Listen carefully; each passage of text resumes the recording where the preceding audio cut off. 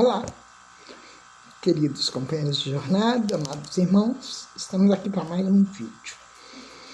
E o de hoje nós vamos falar sobre os centros de força, ou plexos.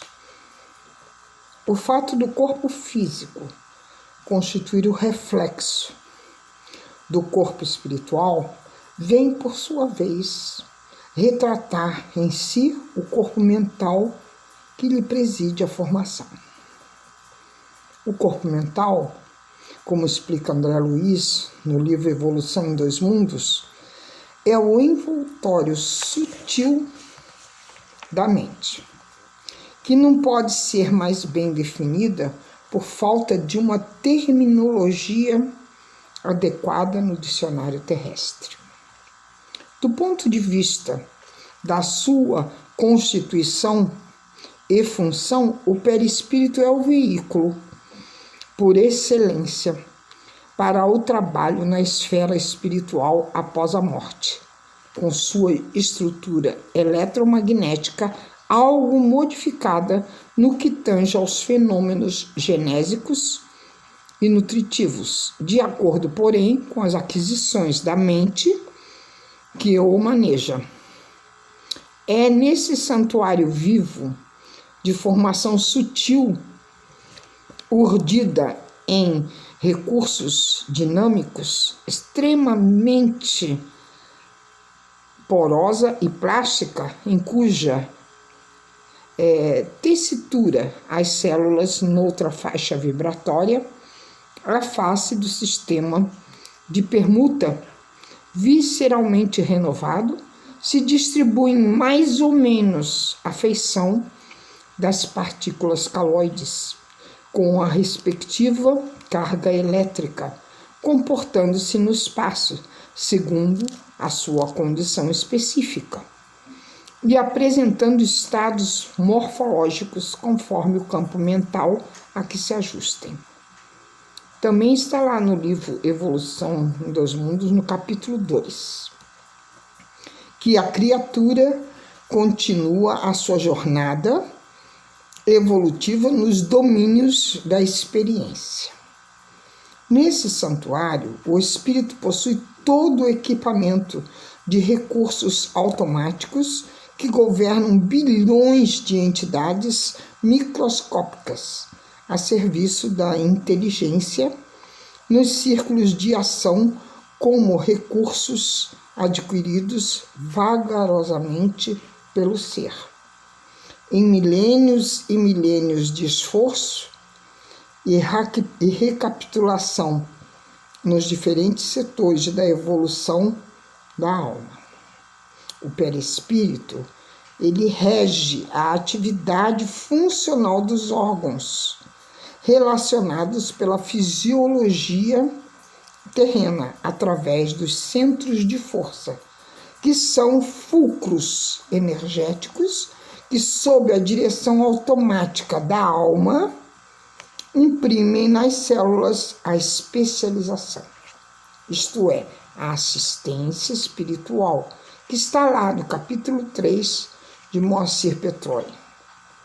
Plexo, derivado do latim plexus, quer dizer enlaçamento, entrelaçamento de muitas ramificações de nervos ou filetes musculares vasculares. No livro Entre a Terra e o Céu, no capítulo 20, diz André Luiz que o psicossoma está intimamente regido por 7 centros de força que se conjugam nas ramificações dos plexos e vibrando em sintonia uns com os outros, ao influxo do poder diretriz da mente, estabelecem assim um veículo de células elétricas, como um campo eletromagnético, no qual o pensamento vibra em círculo fechado. Então, os plexos estão localizados no corpo físico e os centros de força estão localizados no perispírito. O crescimento do influxo mental está na medida da experiência adquirida e arquivada pelo próprio espírito. Pensamentos viciados implicam em desarmonia nos centros de força e, consequentemente, no corpo físico, nos seus plexos. Ainda no livro Entre a Terra e o Céu, no capítulo 20, André Luiz sugere que se faça a análise da fisiologia do perispírito, classificando os seus centros de força e aproveitando a lembrança das regiões mais importantes do corpo terrestre. Tem-se, assim, por expressão máxima do veículo que nos serve presentemente, o centro coronário, que na Terra é considerado pela filosofia hindu como sendo o lótus de 1000 pétalas. É o mais significativo pelo seu alto potencial de radiações, pois é nele que se assenta a ligação com a mente, que é a sede da consciência. Está localizado na região do alto da cabeça. Esse centro recebe, em primeiro lugar, os estímulos do espírito, comandando os demais, vibrando, todavia, com eles em justo regime de interdependência. Dele emanam as energias de sustentação do sistema nervoso e suas subdivisões, sendo responsável pela alimentação das células, do pensamento e o provedor de todos os recursos eletromagnéticos indispensáveis à estabilidade orgânica. Centro que assimila os estímulos do plano superior e orienta a forma, o movimento, a estabilidade, o metabolismo orgânico e a vida consciencial da alma encarnada ou desencarnada. Supervisiona ainda os outros centros vitais que lhe obedecem ao impulso procedente do espírito. Em Evolução dos Dois Mundos, no capítulo 2 ainda, André Luiz complementa o ponto de interação entre as forças determinantes do espírito e as forças psicossomáticas organizadas. Desse ponto, parte a corrente da energia vitalizante, formada de estímulos espirituais com a ação difusível sobre a matéria mental que o envolve, transmitindo aos demais centros da alma os reflexos vivos dos nossos sentimentos. As nossas ideias, as nossas ações, tanto quanto esses mesmos centros interdependentes entre si, imprimem semelhantes reflexos nos órgãos e demais implementos da nossa consciência particular, que é a nossa constituição, plasmando em nós próprios os efeitos agradáveis ou não da nossa influência e conduta. A mente elabora as criações que lhes fluem da vontade, apropriando-se dos elementos que a circundam. E o centro coronário incumbe-se automaticamente de fixar a natureza da responsabilidade que lhe diga respeito, marcando no próprio ser as consequências, felizes ou não, da sua movimentação consciencial.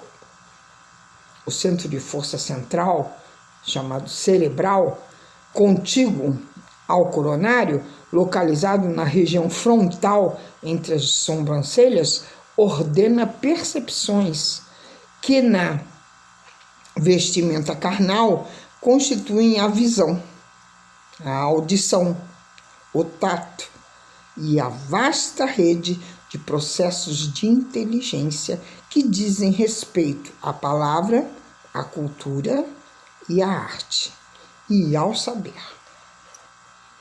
O centro de força laríngeo, localizado na região da garganta, preside os fenômenos vocais, inclusive as atividades do timo, da tiroide e das paratiroides.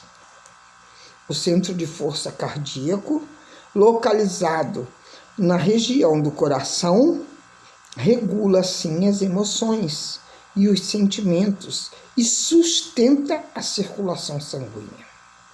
O centro de força esplênico, que no corpo denso está sediado no baço, regula a distribuição e a circulação adequada aos recursos vitais em todos os escaninhos do nosso corpo. E o centro de força gástrico, localizado nas regiões do estômago, é responsável pela penetração de alimentos e fluidos na organização física. No centro de força genésico, localizado na região do baixo ventre, que se localiza o santuário do sexo como templo modelador das formas e dos estímulos. O centro de força coronário é o órgão de ligação com o mundo espiritual e serve ao espírito para influir sobre os demais centros de força. Passes e radiações de Edgar Armand explica muito bem isso. Quando a mente, por atos contrários à lei divina, prejudica a harmonia de qualquer um desses fulcros de força da alma, naturalmente se escraviza os efeitos de ação desequilibrante, obrigando-se ao trabalho de reajuste. E aí nós vamos falar um pouquinho sobre a indulgência, muito ligada a esses centros de força ou plexos. O homem indulgente jamais se preocupa com os maus atos alheios, a menos que ele seja para prestar um serviço, mas ainda assim com cuidado de os atenuar tanto quanto possível. Não faz observações chocantes, nem traz censuras nos lábios, mas apenas conselhos, quase sempre velados. Quando criticais que dedução se deve tirar das vossas palavras, a de que vós que censurais não praticastes o que condenais, e valeis mais do que o culpado. Ó homens, quando passareis a julgar os vossos próprios corações, os vossos próprios pensamentos e os vossos próprios atos, sem vos ocupardes do que fazem os vossos irmãos. Quando fitares os vossos olhos severos somente sobre vós mesmos. Essa passagem está no Evangelho segundo o Espiritismo, no capítulo 10, no item 16. Ser indulgente é ser misericordioso, tolerante, benevolente para com o próximo. É ser caridoso, é ser fraternal. Jesus é o maior exemplo, pois viveu e ensinou o respeito e o amor ao próximo. Na Epístola de Tiago, no capítulo 5, versículo 20, esse é o esclarecimento. Aquele que fizer um pecador retroceder do seu erro, salvará sua alma da morte e fará desaparecer uma multidão de pecados. Esses ensinamentos estão também na primeira epístola de Pedro, no capítulo 4, versículo 8. A epístola de Paulo aos Coríntios, no capítulo 13, nos versículos de 4 a 7. E também no livro dos Provérbios, no capítulo 10, no versículo 12. Quando se depara com criaturas que estão passando por situações difíceis, consequências muitas vezes de erros cometidos, as críticas, as injúrias, as censuras, nada favorecem, pois essas pessoas estão necessitadas de amparo. Procuram palavras de conforto, mão amiga para ajudar a amenizar o seu desespero. Nas horas difíceis, a compreensão, o carinho, a afabilidade funcionam como um bálsamo. O indulgente, então, deve compreender que antes de censurar alguém, é preciso pensar um pouco na realidade íntima e na história de cada um, pois o erro não pede aversão, mas entendimento. Quem não ama, quem não conhece a Deus, porque Deus é caridade. O indulgente procura conhecer o seu íntimo e vigia a si mesmo, ampliando a sua capacidade de entendimento e de perdão, pois reconhece as próprias imperfeições, sabendo que tudo o que se exalta será humilhado, e o que humilha será exaltado. Está lá em Lucas, no capítulo 14, no versículo 11. O indulgente pede perdão quando erra e perdoa os erros dos outros, evitando condená-los e divulgá-los. Afasta-se das críticas e juízos falsos a quem quer que seja, sabendo que a autoridade para censurar está na razão direta da autoridade moral de quem censura. Jesus está lá em Jó, no capítulo 8, versículo 15, ensina por que devemos perdoar sempre. Vós julgais segundo a carne, eu a ninguém julgo. Palavras dele. O indulgente, ele é sincero quando procura suavizar a dor dos que o procuram, sabendo que um necessita do outro, pois o homem não vive só. Quem faz o bem é de Deus, quem faz o mal não viu Deus. Está lá na terceira epístola de João, no capítulo 1, versículo 11. Enfim, o indulgente ama o próximo como a si mesmo e não faz aos outros aquilo que não quer que os outros lhe façam. Quem ama o seu irmão permanece na luz e nele não há escândalo. Está lá na primeira epístola de João, no capítulo 2, versículo 10. Sede, pois, severos convosco e indulgentes para com os outros. Pensai naquele que julga em última instância, que vê os secretos pensamentos de cada coração, que, em consequência, desculpa frequentemente as faltas que condenais ou condena as que desculpais, porque conhece o móvel de todas as ações.